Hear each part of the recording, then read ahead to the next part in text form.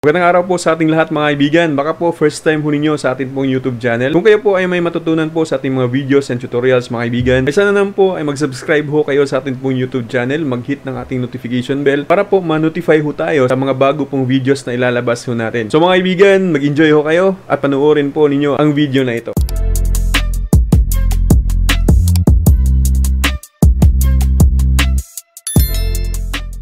Kaibigan, alam niyo ba na ang Easy Wi-Fi ay meron pong bagong update na kung saan ay mas pinabilis, mas pina-easy yung kanyang system mga kaibigan. Sa mga kaibigan natin dyan na hindi pa po alam ang Easy Wi-Fi mga kaibigan na kung saan ito po ay nag-start, kung hindi po ako nagkamali, is 2018 or 2019. Tapos, ang system po na ito or software na ito ay kumpleto na po siya na kung saan ay sa ibang system ay wala pong ganitong features gaya ho ng Easy Wi-Fi. So, isa sa mga dinagdag ng Easy Wi-Fi mga kaibigan, ito pong voucher on demand. So, ito po yung ating inaabangan ngayon at ititest kasi nga hindi ko pa nabili yung printer na kinakailangan. Napakasimple at napakadali lamang mga kaibigan.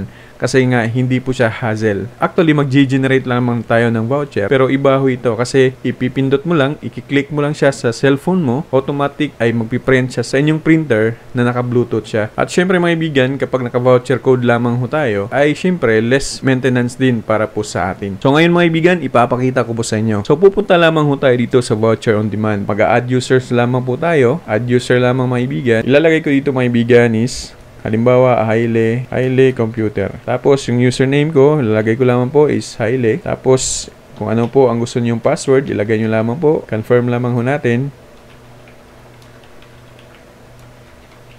Tapos, save changes lamang po. So, magkakaroon ho tayo dito ng account. So, ang gagawin natin ngayon, may link ho dito. Click lamang ho natin to. Kapag hindi pa po tayo nakagawa, automatic ay may username at saka login po dyan. So, syempre kasi dito mga kaibigan, nakalagay na ho tayo ng 2-hour credits. I-delete ko lamang po muna. Okay, yung gawin lang natin is add button. Tapos, halimbawa, 5 pesos is 2 hours.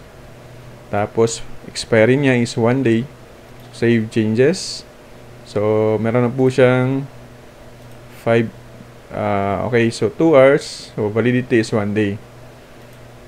Mag-a-add tayo maibigan ng 10. Tapos 5 hours.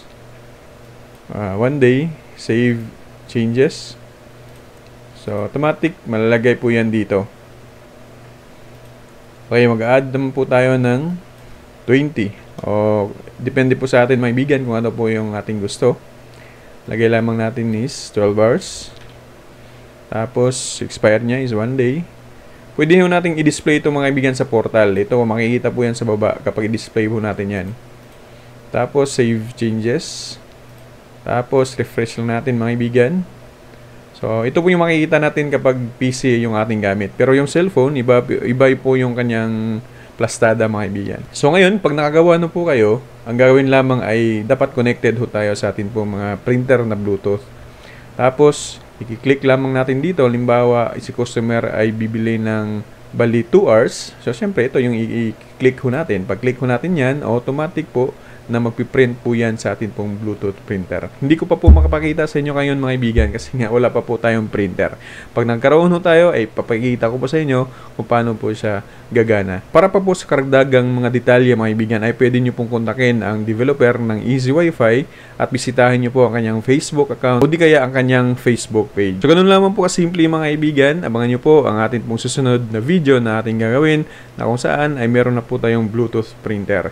Magandang araw po sa ating lahat and God bless us all.